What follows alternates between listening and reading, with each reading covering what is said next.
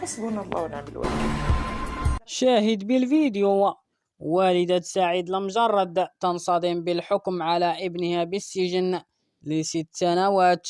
يتدخل أشرف حكيمي ويكشف عن مفاجأة ستهز العالم العربي. شاهد ماذا قال.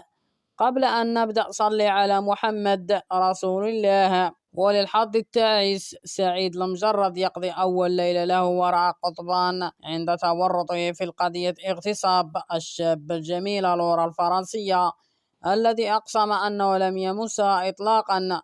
للأسف الخبر كان عبارة عن صدمة. بالنسبة للفنانة نزهة الرقراقي، انهارت بالبكاء حتى دخلت في غيبوبة خطيرة عند سماعها بالخبر. لكن ما هز العالم هو الذي قام بأشرف حكيمي.